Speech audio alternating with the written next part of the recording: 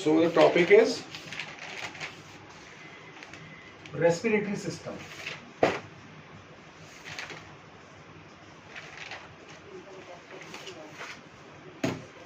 तो सबसे पहला इम्पोर्टेंट जो आइडिया है वो ये है कि डिफरेंट एनिमल्स के अंदर ब्रीदिंग किस तरह होती है। ठीक है, अलग अलग केसेस में हम जो है पहले तो ये एक रिव्यू लेंगे पूरे के पूरे सिस्टम का, उसके बाद में ह्यूमंस की बॉडी में जो गैसेस एक्सचेंज मैकेनिज्म है वो कैसा है। ठीक है, तो सारा का सारा जो है वो समझना है। बेसिकली इसमें सिर्फ उतना पार्ट आएगा कि हमारी बॉडी में गैसेस कैसे पहुंचती है, सेल्स तक कैसे पहुंचती हैं, और सेल्स से वो जो वेस्ट गैस है CO2 वो बाहर कैसे पहुंचती है। यानी ऑक्सीजन का इन मूवमेंट और CO2 का आउट मूवमेंट हमारे इस वाले पार्ट में जो एनिमल पार्ट है इसमें सिलेबस में। ठीक है, जो बाकी का आप पढ़ते हो सेलुलर रेस्पिरेशन वो आप जो है अनदर पार्ट में पढ़ते हो। ठीक है, तो उसमें जो आपने प्लांट्स में पढ़ा तो प्लांट्स के अंदर पूरा जो है आप सेलुलर रेस्पिरेशन के आइडियाज भी पढ़ते हो। तो सिमिलर आर इन एनिमल्स, तो वो पार्ट रिपीटेड नहीं है यहाँ पे सिर्फ क्या गैसियस एक्सचेंज है एनवायरमेंट के साथ और बॉडी के साथ में। अब ये देखो कि डिफरेंट एनिमल्स में कैसे होगा। एनिमल किंगडम जो है उसकी शुरुआत हो जाती है आपको पोरीफेरा से और पूरे मेमेलिया तक ये होता है। तो कुछ एक ऐसे केस हैं शुरू में जिनके अंदर ये कैसा मिलेगा आपको, ये सीधे सीधे वाटर के कांटेक्ट में सेल्स रहती है और वहां से ही गैसियस एक्सचेंज हो रहा है। तो मैं लिस्ट कर देता हूँ कि कौन कौन से ऑर्गन्स हैं, कौन कौन सी सरफेसेस हैं, तो उस हिसाब से हम फिर बात कर लेंगे। एक और बात समझ लो कि जो गैसियस एक्सचेंज होगी चाहे बॉडी में चाहे जहां भी हो, उसके लिए मॉइस्ट सरफेस इज रिक्वायर्ड। अगर हम लंग्स की बात कर रहे हैं, हमारे लंग्स के थ्रू ये सप्लाई हो रही है, तो लंग्स का इनर सरफेस जो है वो कैसा होता है, इनर सरफेस मॉइस्ट होता है। ठीक है, उसी के थ्रू होता है। फ्रॉग के केस में स्किन से हो रहा है तो स्किन मॉइस्ट होती है। बाकी केसेस में आप जिनमें देखोगे जैसे पोरीफेरा है, तो पोरीफेरा पानी के अंदर है, उनके सेल्स डायरेक्ट कांटेक्ट के साथ आते हैं बॉडी में। ठीक है, तो ये जो समझ है ये ध्यान में रखना है। तो सबसे पहले जो है एक तो देखना रेस्पिरेटरी सिस्टम जो है उसमें गैसेस एक्सचेंज के लिए कौन कौन सी सरफेस है। तो सबसे पहले हम कह रहे हैं जनरल बॉडी सरफेस। तो बेटे जनरल बॉडी सरफेस किस किस केस में मिल रहा है, पोरीफेरा में। जस्ट मैं नाम लूंगा, पोरीफेरा में as well as it is facilitated by the canal system. वहां पे पोरीफेरा, नाइडेरिया, टीनोफोरा, ठीक, प्लैटीहेल्मिन्थस,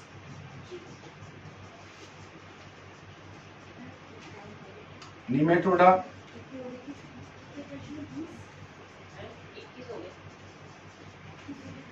एनेलिडा। ठीक है, इस केस में हालांकि मोलस्का में जनरल बॉडी सरफेस से भी गैसियस एक्सचेंज होता है। ठीक है, तो यहां पे आप लिखोगे मोलस्का, तो मोलस्का को मैं बॉक्स कर दे रहा हूं कि इसमें दूसरे तरीके से भी हो रहा है। ये माइन्यूट तरीका, मेजर तरीका कोई और भी है, पल्मोनरी सैक हो जाएंगे वहां पे। ठीक है, मोलस्का के बाद आप आ जाओ आर्थ्रोपोडा में जनरल बॉडी सरफेस से बिल्कुल नहीं है, लेकिन एकाइनोडर्मेटा में। ठीक है, एकाइनोडर्मेटा में आपको इस तरह से दिख रहा है। उसके बाद सीधे सीधे आप जंप कर जाओ कहां पे, एम्फीबिया, कॉर्डेटा में। एम्फीबिया के अंदर अब यहां भी मैंने इसे बॉक्स कर दिया, मतलब ये है कि यहां भी मल्टीपल सोर्स से ये ब्रीथ करेगा। ठीक है, देख लो कितने सारा एनिमल के अंदर जनरल बॉडी सरफेस के थ्रू गैसियस एक्सचेंज हो रही है। क्लियर है। इसके बाद गिल्स की बात करो, जो गिल्स हैं वो भी रेस्पिरेटरी सरफेस प्रोवाइड करते हैं। तो गिल्स किस किस केस में करते हैं ये देखना है। गिल्स जो है आपको इधर आ जाओ, तो बीच में क्या बचा था, मोलस्का के केस में भी जो है गिल्स करते हैं। अर्धवम में तो गिल्स नहीं है। अर्धवम में कहाँ गिल्स दिखे आपको, अर्धवम में गिल्स नहीं है। तो निमेटोडा है, एनेलिडा के बाद सीधे मैंने यहाँ मोलस्का लिखा, और आर्थ्रोपोडा जो है उसमें आप देख लो के क्रस्टेशिया आर्थ्रोपोड हैं, इनमें गिल्स होते हैं, क्रस्टेशिया में होते हैं। इसके अलावा मोलस्का में गिल्स भी होते हैं। ठीक है, आपको गिल्स मिल जाएंगे। और कहां पे गिल्स मिलेंगे आपको? गिल्स आपको मिलेंगे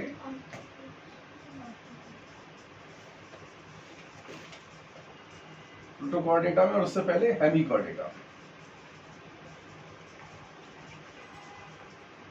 ठीक है, इसके अलावा साइक्लोस्टोमेटा में, पाइसिस में।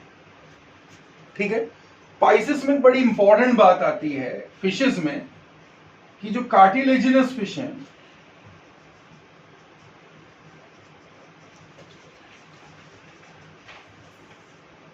कार्टिलेजिनस फिश हैं, इसमें क्या है? कार्टिलेजिनस फिश में गिल्स ओपन होते हैं, ओपन गिल्स हैं, यानी कि without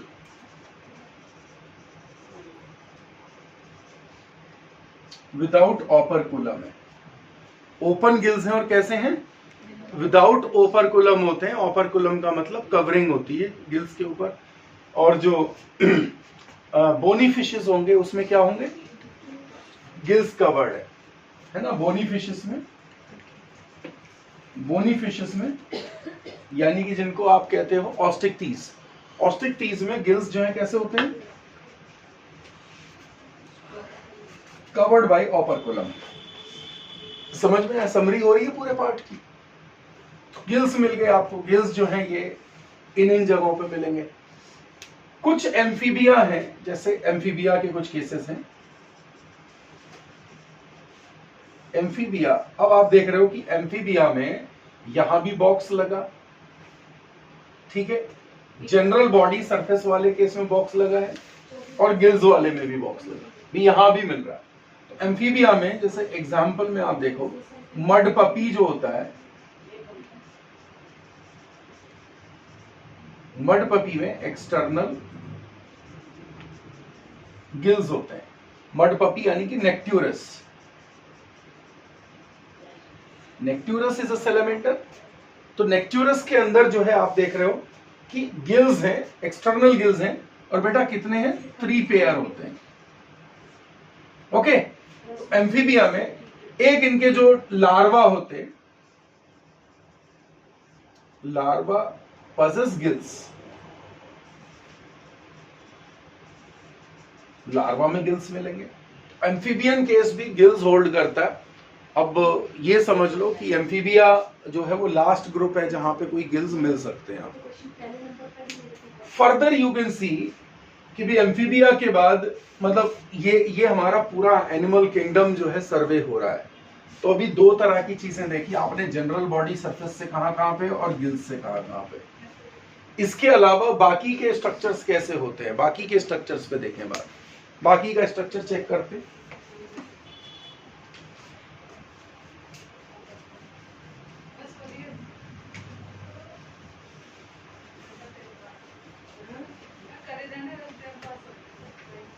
Now you can see और क्या स्ट्रक्चर्स हैं, जैसे book gills, book lungs,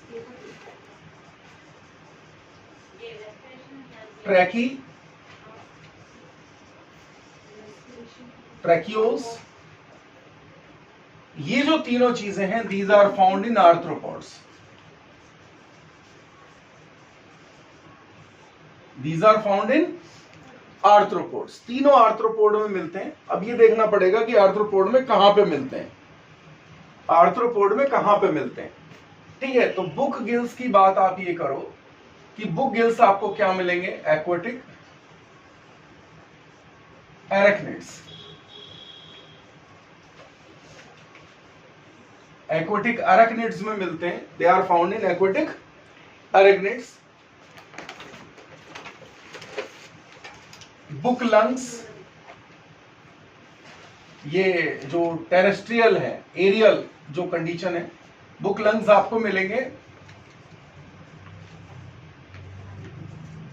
arachnids like spiders and scorpions. Tracheoles किस में मिलते हैं? ट्रैकियोल 3 केसेस में आपको मिलेंगे। इंपॉर्टेंट बात है, इंसेक्टा में, इंसेक्ट्स में, चिलोपोडा में and Diplopoda. Arachnida, Chilopoda, Diplopoda, ये केसेस में। ठीक है, इसके बाद सीधे सीधे आप लंग्स पे आ जाते हो। लंग्स में आप देखते हो कि लंग्स किस किस केस में मिलेंगे आपको। तो लंग्स जो है वो मिल रहे हैं एम्फीबिया, एम्फीबिया, फिर यहां पे बॉक्स लगा दो, रेप्टिलिया, एव्स एंड मैमेलिया। जो एव्स होते हैं, जो बर्ड्स होते हैं, बर्ड्स के केस में क्या होगा? बर्ड्स के केस में एक स्पेशल मॉडिफिकेशन याद है तुम्हें? Air sac, air sacs. और इन एयर सैक्स की वजह से क्या हो रहा था? डबल रेस्पिरेशन हो रहा था। क्या था डबल रेस्पिरेशन? क्योंकि जब एयर ये लंग्स में जा रही है तो ये एयर सैक्स हैं, एयर सैक्स के अंदर यहां पे एयर ऑक्सीजन पहुंच गई। इनहेलेशन के दौरान जब एक्सहेल कर रहे हैं, the similar oxygen is coming out और ये डिफ्यूज हो रही है ब्लड में। तो exactly in case of birds, जो सांस लेते हैं अंदर तब भी ब्लड के अंदर ऑक्सीजन जाती है, और व्हेनेवर दे आर एक्सहेलिंग तब भी ऑक्सीजन जो है क्या हो रहा है? ऑक्सीजन ब्लड में डिफ्यूज हो रही है। This method is called double respiration, जो बर्ड्स के पास एक स्पेशल एडवांटेज है। हालांकि जो एयर सैक है उनका रोल क्या था? उनका रोल बॉडी को लाइट वेट बनाना था। ठीक है जी, लेकिन इसका फायदा क्या हुआ? यहाँ इन्हें जो है डबल रेस्पिरेशन मिला, बॉडी वेट तो रिड्यूस हो ही रहा है। ओके, समझ में आया? तो this we have done the overall summary of system. अब एक चीज है कि जो ब्लड पिगमेंट होते हैं बेसिकली, वो एनिमल किंगडम में मेन कौन से दिख रहे हैं आपको? ठीक है, आपको दिख रहा है हीमोग्लोबिन और दूसरा दिख रहा है हीमोसाइनिन। ठीक है, और जो कुछ एक केसेस ऐसे हैं जहां पे कोई पिगमेंट नहीं है। ये कुछ 2-3 क्वेश्चन है इससे रिलेटेड। तो ब्लड पिगमेंट जो है, जो हम सर्कुलेशन में भी हमने पढ़ा हुआ है कि ब्लड पिगमेंट हीमोग्लोबिन होता है, और हीमोग्लोबिन जो है वो गैसेस को ट्रैवल कराने में हेल्प करेगा। ये बात हमने वहां भी पढ़ी है, लेकिन अभी ह्यूमन वाले केस में जैसे ही आएंगे तो डिटेल आप जो है कवर अप करोगे। यहाँ पे आप देखो कि इंपॉर्टेंट पिगमेंट कौन कौन से इंपॉर्टेंट पिगमेंट और कौन कौन से? हीमोग्लोबिन, और दूसरा क्या है? हीमो। ये मेन 2 पिगमेंट है एनिमल किंगडम में अक्सर जो देखने को मिलेंगे आपको, और सिंपली वहीं मिलेंगे जहां पे सर्कुलेटरी सिस्टम जो है कंप्लीटली डेवलप होता है। ठीक है, रेस्पिरेटरी पिगमेंट है, सर्कुलेटरी सिस्टम में मिलते हैं।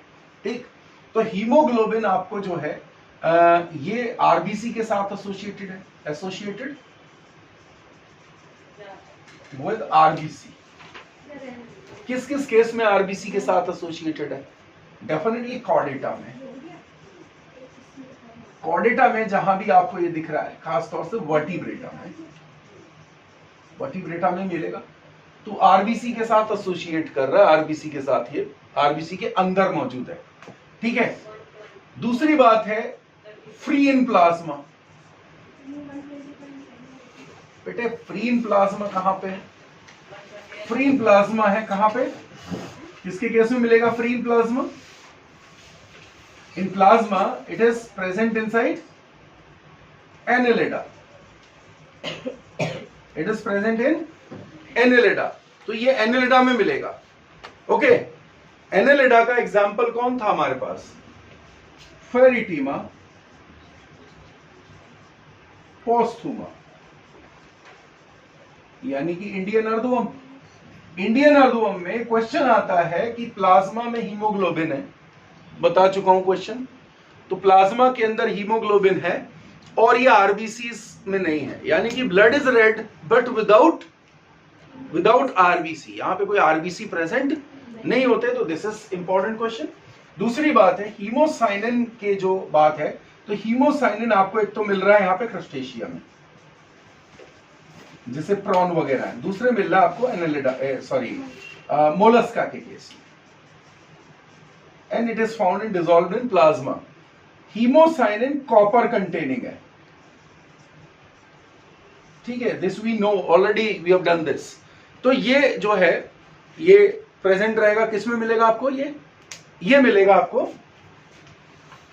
प्लाज्मा के अंदर डिसॉल्व रहेगा, और इस तरीके से ये भी ब्लू कलर का टिंज देता है ब्लड को, ठीक है, क्या करेगा, ब्लू कलर। और यहां पे जो है हीमोग्लोबिन वाले केस में इट इज रेड कलर, ठीक है। तो ब्लड पिगमेंट समझ में आया। बात आती है कि क्या पिगमेंट लेस ब्लड भी होना चाहिए। पिगमेंट लेस ब्लड कहां पे मिलेगा आपको, तो पिगमेंट लेस ब्लड जो है इंसेक्ट्स में, आपको चीलोपोडा में, डिप्लोपोडा में, मतलब बेसिकली आप इंसेक्ट्स की बात करो तो इन केसेस में क्लास इंसेक्टा मतलब कॉकरोच, पेरीप्लेनेटा अमेरिकाना, चूंकि हमारी टाइप स्टडी में पेरीप्लेनेटा अमेरिकाना यानी कि पिगमेंटलेस ब्लड है, ट्रांसल्यूसेंट होगा, कोई कलर नहीं है, ठीक है, तो इट इज पिगमेंटलेस, मतलब no respiratory pigment is there, यानी कि पिगमेंटलेस है, तो इसे क्या कहते हैं, haemo, we call it haemolymph. क्या कह देते हैं इसे, हीमोलिम्फ कह देते हैं, वी कॉल इट हीमोलिम्फ। तो हीमोलिम्फ पिगमेंटलेस है, कोई पिगमेंट इसमें नहीं होती, और ये जो है doesn't play role in O2 transport. सवाल ये कि ब्लड फिर क्या कर रहा है, ब्लड फूड की ट्रांसपोर्ट करा रहा है, ठीक है। हीमोलिम्फ है जो कि कलरलेस है एक तरीके से, ठीक है। तो ये पिगमेंट इसके अंदर एब्सेंट है। तो ये दोनों तीनों केस आपके समझ आ गए कि एक जिनमें पिगमेंट है, एक जिनमें नहीं है। इसी तरीके से एक जो है और भी होता है, वो अब सिलेबस में कहीं पे लिखा नहीं है इस तरह से, तो वनेडियम कंटेनिंग ब्लड भी आपको मिलेगा। किसमें मिलता है ये, यूरोकॉर्डेट्स के केस में आपको जो है वेनेडियम कंटेनिंग ब्लड भी मिल जाएगा, ठीक है। तो ये कंडीशन समझ में आ गई आपको। ये सारे डिटेल्स हैं ब्लड पिगमेंटेशन के। और अब ट्रांसपोर्टेशन के केस भी क्लियर। अब यहां से हम बात करते हैं ह्यूमन जो रेस्पिरेटरी सिस्टम है, ह्यूमन सिस्टम को कैसे देखेंगे। Human respiratory system. Basically, there are two types of movement of air: inhalation and exhalation. Inhalation में air moves inside the respiratory system. It reaches to the end point of the lungs, जिनको alveoli कहा जाता है, bulb like structures हैं। वहां से ये तैयारी करेगा ब्लड में मूव करने की। तो नाक से लेके, नॉस्ट्रल से लेके alveoli तक पहुंचना, ये सिस्टम हमारी बॉडी में रेस्पिरेटरी सिस्टम होता है। एक तो ये होगा कि ये पैसेज है, तो दो पार्ट में हम पढ़ेंगे इसे। एक तो रेस्पिरेटरी पैसेज पढ़ेंगे और दूसरा हम उसकी सपोर्टिंग स्ट्रक्चर्स पढ़ेंगे। रेस्पिरेटरी सिस्टम की सपोर्टिंग स्ट्रक्चर क्या है, जैसे थोरेसिक केज जो है दैट इज सपोर्टिंग स्ट्रक्चर, ठीक है। तो सपोर्टिंग स्ट्रक्चर में थोरेसिक केज जो है वो लंग्स की मूवमेंट हेल्प करता है। लंग्स अपने से मूव नहीं कर सकते, वो फैसिलिटेटेड मूवमेंट करेंगे, ठीक है। उनको बाहर से, बाहरी तरीके से मूव कराना पड़ेगा। एग्जैक्टली क्या है कि लंग्स काफी स्पॉन्जी से हैं, इलास्टिक हैं, और जब इनके बाहर प्रेशर कम या ज्यादा करा जाता है, तो प्रेशर जैसे ही हम इसके चारों तरफ ज्यादा कर देते हैं तो लंग्स की हवा बाहर निकल जाती है, ठीक है, और प्रेशर को कम कर देते हैं तो लंग्स के अंदर हवा खिंच जाती है। तो बात यह है कि प्रेशर को केज के अंदर कम या ज्यादा कैसे करा जाए।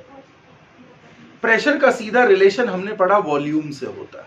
किससे होता है? वॉल्यूम से। हम थोड़ा सी केज का वॉल्यूम बढ़ा देंगे तो लंग्स के चारों तरफ जो ऑलरेडी लंग्स की जो मतलब थोड़ा सी वॉल्यूम, थोड़ा सी केज को हमने एनलार्ज कर दिया तो उसकी वॉल्यूम बढ़ गई।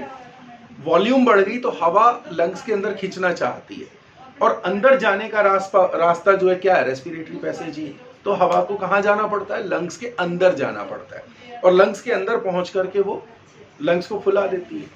जब हम रिड्यूस करते हैं, जब हम सांस बाहर छोड़ते हैं, तो डेफिनेटली थोड़ा सी केज का जो वॉल्यूम है उसको क्या कर रहे हैं? उसको रिड्यूस कर रहे हैं, और एयर इज पुश्ड आउट। तो दो तरह के मूवमेंट आप देख रहे हो, इनहेलेशन और दूसरा एक्सहेलेशन। मतलब समझ में आ गया? बात समझ में आ गई? तो इसको हम पूरे डिस्क्राइब करें तो कैसे करें?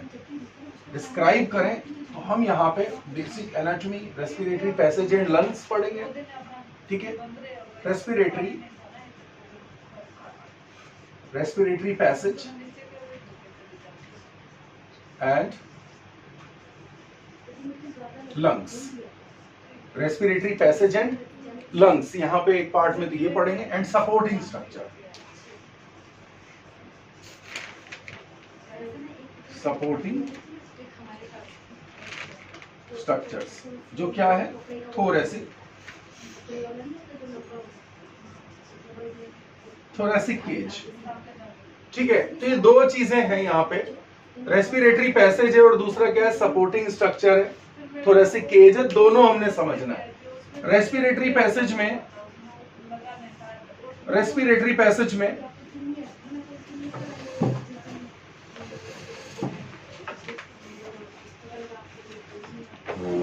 समझेंगे, और दूसरा जो है लंग्स की स्ट्रक्चर है।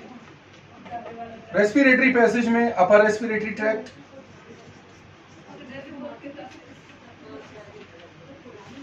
इसको आप ऐसे कर सकते हो,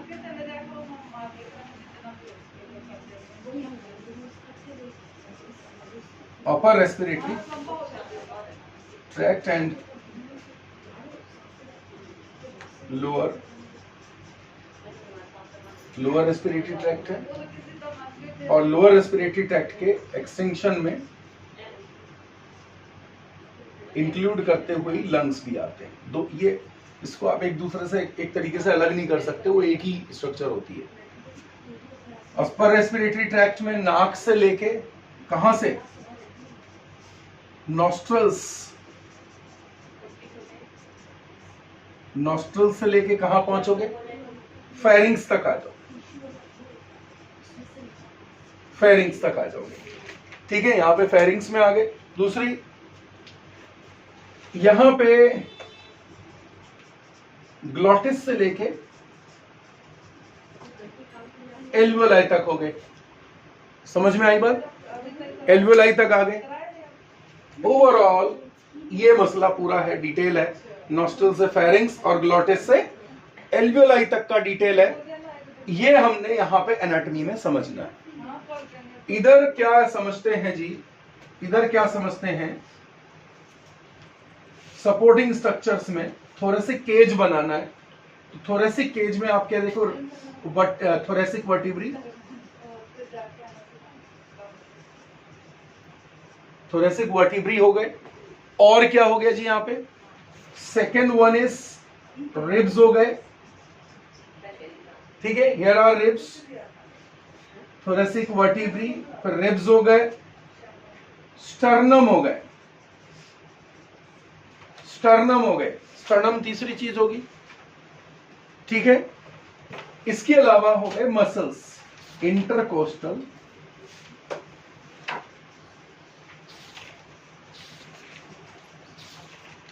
मसल्स। तो दीज आर द स्ट्रक्चर्स। अब बेटे रिब्स को देखोगे क्या? थोरेसिक वर्टिब्री क्या है? These are 12 in number. कितनी है ये? 12 है, and all are typical vertebrae.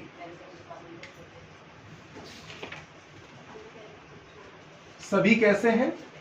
Typical vertebra हैं। टिपिकल का मतलब एक पर्टिकुलर शेप होती है वर्टिब्री की।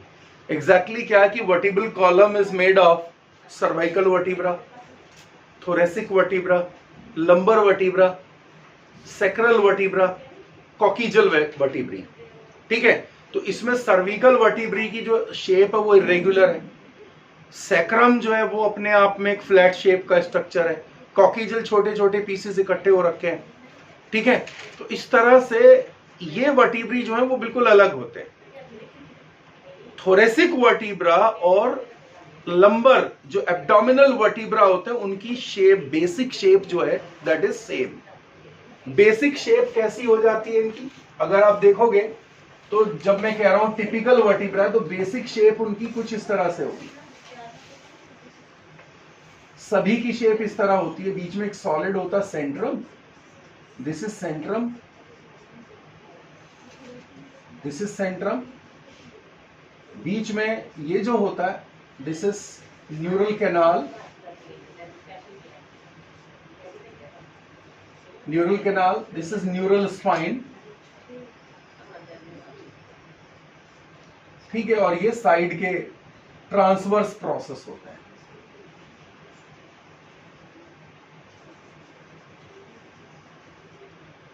तो दिस इज व्हाट, ये पूरा एक टिपिकल वर्टिब्री की स्ट्रक्चर है। चाहे आप थोरेसिक का कोई भी वर्टिब्री उठा लें उसकी बेसिक शेप यही रहेगी, लंबर उठा लें उसकी बेसिक शेप यही रहेगी, बट सर्विकल डिफरेंट होंगे, सैक्रल डिफरेंट होंगे, कॉकिजल डिफरेंट होंगे। ठीक है, तो हमने इसलिए कहा कि टिपिकल वर्टिब्री होते हैं, कितने होते हैं, 12 होते हैं। रिब्स कैसी होती है, रिब्स 3 टाइप के रिब्स यहां पे कनेक्ट होते हैं, true rib, true rib, false rib and floating ribs. There are 3 types of ribs. True ribs 7 pair, false ribs 3 pair और floating ribs 2 pair.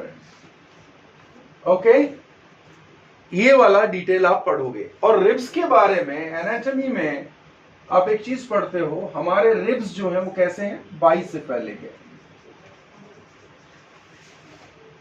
Ribs are bicephalic, यानी कि double headed.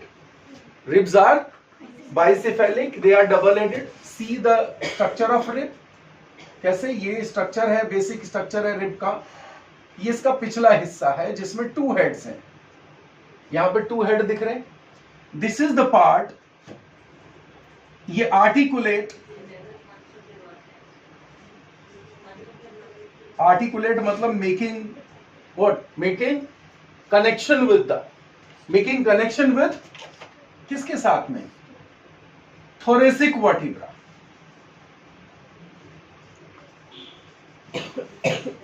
Okay, thoracic vertebrae के साथ में connection बनाएगा। ये हिस्सा, ये वाला एंड है in true rib, connect with sternum, it connect with sternum. True rib के केस में इन फॉल्स कनेक्ट विद, किसके साथ कनेक्ट करेगा फॉल्स रिब्स में, it connect with previous rib. ये पहले वाली रिब के साथ कनेक्ट होता है, कौन से रिब में, फॉल्स रिब्स में। ठीक है, ये जो है ट्रू रिब क्या है, 1 से लेके 7 तक की है, और फॉल्स रिब क्या है 8, 9 एंड 10 है। और इन फ्लोटिंग रिब रिमेन फ्री, जो एंड है that remain, and remain free. Exactly बात समझ में आई कि जो रिब्स होते हैं वो बाइसेफेलिक हैं। रिब को निकाल के देखोगे तो उसके आखिरी हिस्से में इस तरह से 2 हेड दिखेंगे, ये वर्टिब्रल कॉलम में ऐसे जाके सेट होंगे। ठीक है, तो ये चीज होती है, ये समझ आ जानी चाहिए। इसके बाद में आप देखते हो sternum, it is 1 bone, it is 1 bone only. Intercostal muscles are of 2 types. There are 2 types of intercostal muscles: external intercostal muscles and internal intercostal muscles. External, ICM यानी इंटरकोस्टल मसल और internal ICM। Internal ICM external है और internal ICM है। Okay, समझ में आ गई बात? तो इस तरीके से ये दो तरह के मसल्स हैं जो रिब्स के बीच में होते हैं, प्रेजेंट बिटवीन टू रिब्स। दो रिब्स के बीच में ये प्रेजेंट होते हैं। आइडिया समझ में आया? They are present between two ribs. ठीक है, एक्सटर्नल ICM और internal ICM। There are two types of intercostal muscles. Is that clear? तो ये इंटरकोस्टल मसल्स हो गए दो तरीके के। लास्ट बेटा एक चीज और है यहां पे, दैट इज डायफ्राम। डायफ्राम क्या होता है? तो डायफ्राम पूरी की पूरी थोरेसिक केज को नीचे से बंद करेगा यहां से। ठीक है, जो ईसोफेगस है उसको पियर्स करके नीचे जाती है, स्टमक के नीचे प्रेजेंट होता है। हार्ट और लंग्स जो है डायफ्राम के ऊपर प्रेजेंट होते हैं थोरेसिक केज में। अभी हम जब लंग्स की स्ट्रक्चर देख रहे होंगे तो उसमें ये जानेंगे कि दोनों लंग्स के बीच में एक स्पेस है मीडियास्टिलम, जहां पे हार्ट प्रेजेंट रहेगा। Is that clear? तो ये चीज भी ध्यान देने वाली होगी। अभी इतना क्लियर हो गया। इधर सपोर्टिंग स्ट्रक्चर मैंने पहले बता दिया, बाहर होता है। ठीक है, अभी इसका डायग्रामेटिक प्रेजेंटेशन भी देखेंगे, लेकिन यहां इससे पहले कुछ भी और डिस्कशन करें तो मैं ये भी बता दूं कि अपर रेस्पिरेटरी ट्रैक्ट जो है वो हम पहले डिस्कस करेंगे और लास्ट में जो डायग्रामेटिक है उसका उधर डिस्कशन कर रहे होंगे। तो upper respiratory tract, lower respiratory tract और लंग्स, ये सारा डिस्कशन अभी पहले होने वाला। ठीक है, तो लेट अस सी कैसे है।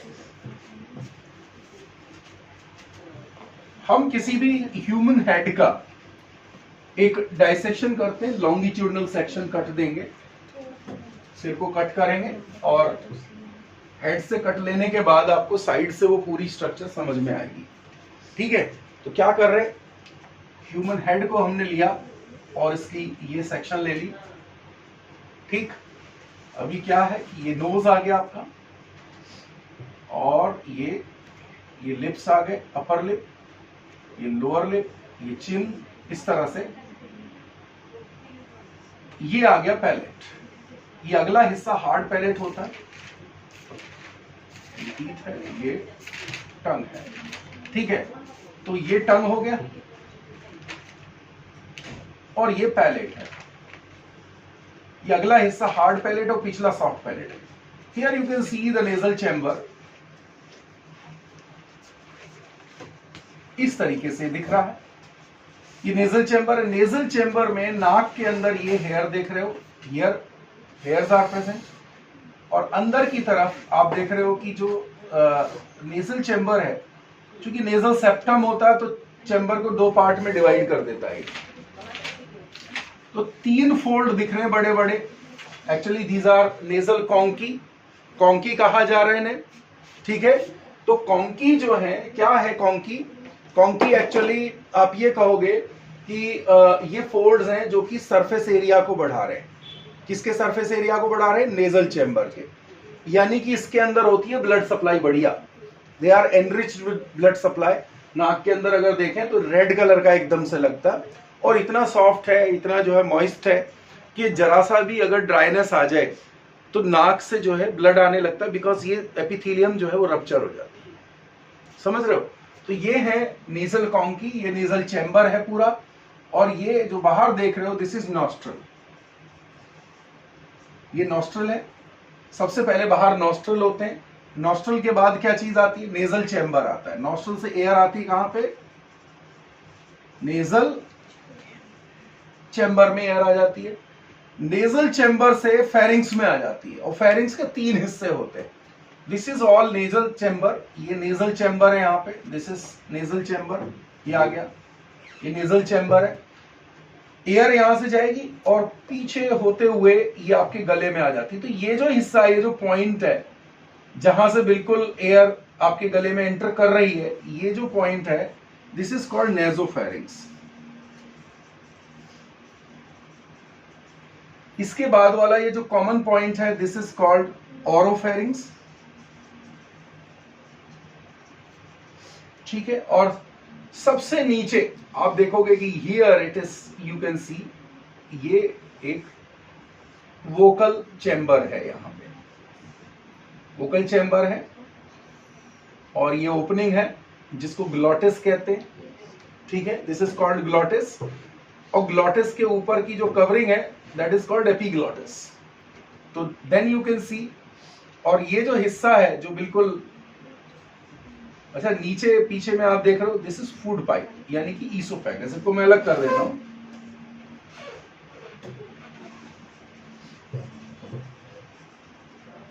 ये ईसोफेगस है, फूड पाइप है। एयर यहां से आ रही है नाक से होते हुए, this is the passage. Passage आप देखो, एयर यहां से एंटर की और यहां से होते हुए इनके टच से पूरा जो है यहां से होते हुए गले में आती, ठीक है। ये लास्ट वाला एरिया जो देख रहे हो, दिस इज वॉइस बॉक्स यानी कि लैरिंग्स। ये लैरिंग्स है, लेकिन जब लैरिंग्स ईसोफेगस में जा रहे हैं ओरोफेरिंक्स से, अच्छा पहले नेजोफेरिंक्स कर लें। The area this is called, ये नेजोफेरिंक्स है, नेजो, ठीक है। ये तीनों एरिया कॉमनली कॉल्ड फेरिंग्स, इसको फेरिंग्स कहा। नीचे एंटर करेंगे तो एक ओपनिंग है, इसको क्रॉस करेंगे, ठीक है। This is called glottis.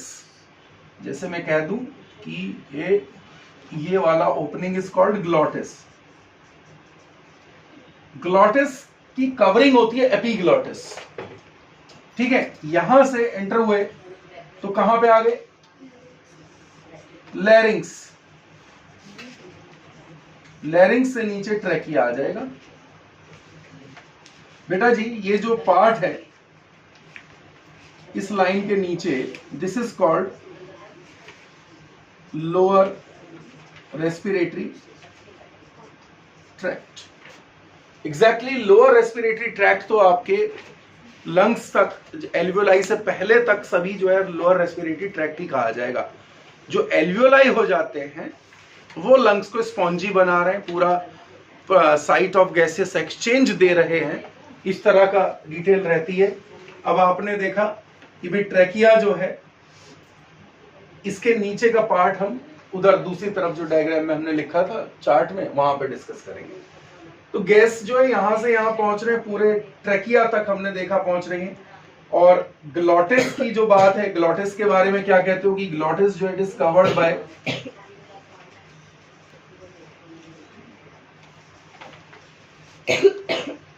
Cartilaginous flap. Cartilaginous flap को आप क्या कह रहे हो, इट इज कॉल्ड एपिग्लॉटिस। जब आप खाना खाते हो तो बोलस यहां से, फूड यहां से पास ऑन करता है ये फूड, तो ये कहीं इस एंट्री में न चला जाए इधर, उसको रोकने के लिए इसके ऊपर एपिग्लॉटिस है, ठीक है। तो कुछ एक बातें ध्यान रखने वाली है। एपिग्लॉटिस क्या करता है, it prevent the entry of food particle into the wind pipe, ठीक है, जो साउंड अपरेटस है उसमें ना चला जाए। दूसरी तरफ आप ये भी देखते हो कि जो ईसोफेगस है वो डॉर्सली प्रेजेंट है। एग्जाम में आता क्वेश्चन कभी कि ईसोफेगस की पोजीशन ट्रैकिया के साथ कैसी है, तो oesophagus is dorsal present, dorsal to the trachea. Oesophagus is dorsal to trachea, ठीक है। ये बात समझने की है। अब कुछ एक डिटेल, जो कुछ नाम आए यहां पे, लैरिंग्स जो है,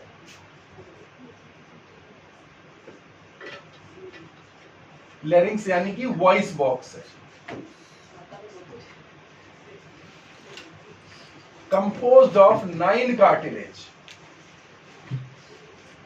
किसका बना हुआ होता है, it is composed of 9 cartilage, 9 cartilage का बना है।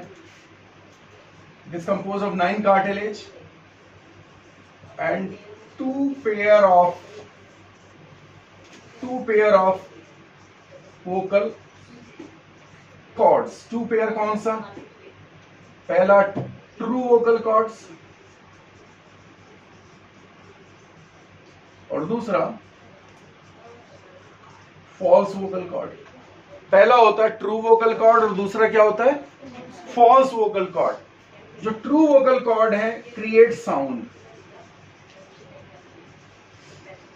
क्या क्रिएट करते हैं? साउंड। और जो साउंड है, साउंड के बारे में it is secondary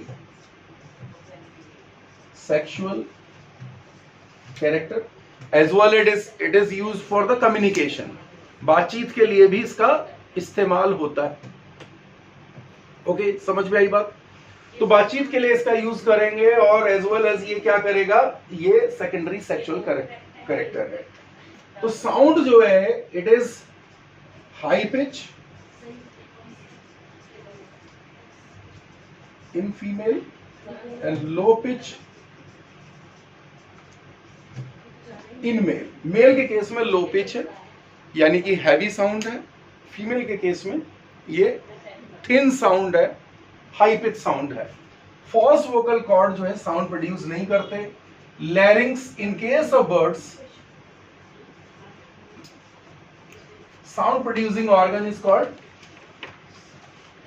सायरिंग्स। It is called syrinx. और मेल के केस में इट इज कॉल्ड, मतलब जो एनिमल्स मैमल्स के केस में जो है इट इज कॉल्ड लैरिंग्स। समझ में आई बात? 9 कार्टिलेज है। और क्या बात है? Gland associated, thyroid,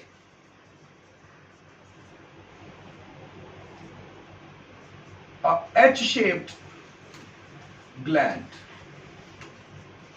is present on किसके ऊपर? It is present on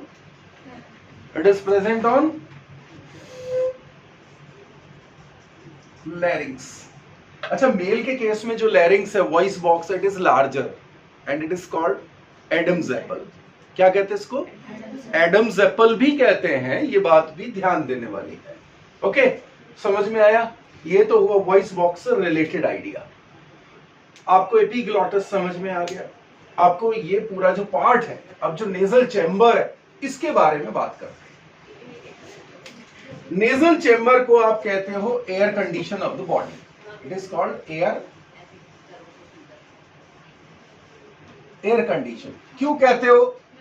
क्योंकि ये एक तो टेम्परेचर रेगुलेट करता है। Temperature regulation on what?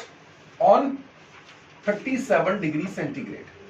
चाहे आप 4 डिग्री की हवा में सांस ले रहे हो या 40 डिग्री में सांस ले रहे हो, ठीक है, आपका लंग्स के अंदर जो एयर पहुंच रही है दैट इज 37 डिग्री सेंटीग्रेड। कितना पहुंच रही है?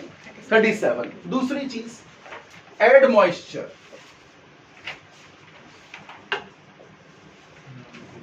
ये पानी ऐड कर देता है, मेटाबॉलिक वाटर ऐड कर देता है, क्योंकि पतले पतले जो कैपिलरीज हैं वहां से वाटर भी इनके अंदर ऐड ऑन होगा। ठीक है, तो सरफेस मॉइस्ट रहेगी और यहाँ पे हवा के अंदर मॉइस्चर रहेगी, तो ये लंग्स में जाके सूखापन पैदा नहीं करेगी, ड्राइनेस पैदा नहीं करेगी। तीसरी जो इंपॉर्टेंट बात है, जबकि इसको पहला होना चाहिए था, जो हेयर है, removal of dust and germs from entering air. Dust और जर्म्स को एंटरिंग एयर के अंदर से ये हटाने का काम करते हैं। ठीक है, लास्ट जो डिटेल है इस वाले पार्ट की, जो आज के लिए हम करेंगे, बाकी का कल नेक्स्ट लेक्चर में इसका डिस्कशन करेंगे, लोअर रेस्पिरेटरी ट्रैक्ट का। तो क्या देख रहे हो कि जो इनका जो रेस्पिरेटरी सरफेस है अंदर जो होती है गले के अंदर और ट्रैकिया से लेके आपके नेजल चैम्बर के अंदर, इट इज स्पेशल टाइप और दैट इज कॉल्ड, मतलब इसको स्यूडो स्ट्रेटिफाइड एपिथेलियम बोलेंगे। We call it pseudo stratified epithelium. It contain 2 important types of cell. 2 तरह की सेल्स होती है, एक तो सीलिएटेड सेल होती है, उसमें सीलिया होते हैं, कॉलम लाइक सेल्स हैं सीलिएटेड। दूसरे होते हैं उसमें गॉबलेट सेल, म्यूकस ऐड करते हैं। एक सेल ने म्यूकस ऐड किया और सीलिया ने उसे पूरी सरफेस पे फैला दिया, ब्रश कर दिया, तो this is also called as brush bordered epithelium. ठीक है, इट इज ब्रश बॉर्डर्ड। और या फिर हमने क्या कहा इसको हमने बोल दिया आपको स्यूडो स्ट्रैटिफाइड एपिथेलियम। समझ में आया? ये डिटेल होती है पूरे इस एरिया में। अब आप एक देखो कि if we are usually taking breath through the mouth, मुंह से सांस ले रहे हैं, क्या नुकसान हो जाएगा? जर्म्स एक तो ज्यादा एंटर करेंगे, आप बीमार जल्दी पड़ोगे, आपकी जो होम्योस्टैटिक प्रॉब्लम्स आ सकते हैं कि भी अचानक से आपने ठंडी या गर्म हवा आपके लंग्स में गई। तो इसका मतलब ये है कि इट इज मतलब healthy to take breath through the nasal chamber. ठीक है, नेजल चैम्बर में एक चीज और देख रहे हो यहाँ पे, जो हालांकि हम इस बात का डिस्कशन जो है उसमें डाइजेशन वाले पार्ट में करते हैं, ये जो फूड का बोलस है व्हेनेवर यू आर मतलब इंजेस्टिंग दिस, तो यहाँ आगे की तरफ आप देख रहे हो कि ये हार्ड पैलेट होता है, ये हिस्सा हार्ड होता है, टंग से टच करेंगे तो ये हिस्सा हार्ड है, पिछला सॉफ्ट है। सॉफ्ट हिस्से में यहाँ लटकी हुई एक स्ट्रक्चर है दैट इज कॉल्ड यूविला, यूविला। तो यूविला क्या करता है, जब आप फूड बोलस निगलते हो तो ये इस पैसेज को बंद कर लेता है ऊपर वाले को। और यहाँ पे एपिग्लॉटिस क्या करता है, जब फूड ट्रैकिया के ऊपर से गुजर रहा हो तो एपिग्लॉटिस उसके कवर को ढक देती है। ठीक है, अच्छा ये तो ग्लॉटिस है, इसकी कवरिंग, तो इसकी opening, it is tracheal opening is the called it is called glottis. Glottis is covered by epiglottis. लेकिन ईसोफेगस की ओपनिंग को आप देख रहे हो, it is not covered by any opening, any closing, any structure. This is, ये open है, this is called gullet, this is called gullet. तो ये अपर रेस्पिरेटरी ट्रैक्ट था पूरा, इसका रोल समझ में आ गया। और हमने बाकी के एनिमल किंगडम पे भी थोड़ी चर्चा कर ली है। दूसरा हमने थोड़ा से केज के बारे में जो बात थी वो भी एक बार को समरी कर ली है। The remaining we will be discussing in next class. ठीक है, तो बाकी का हिस्सा जो है लंग्स तक के पहुंचेंगे, लंग्स, थोरेसिक केज, पूरा डिस्कशन जो है ये हमारे नेक्स्ट क्लास में। और इसके बाद जो है फिजियोलॉजी ऑफ द ब्रीदिंग आएगा, फिजियोलॉजी एंड कंट्रोल, वो सारा मैकेनिज्म जो है वहां पे डिस्कस करेंगे। ठीक है।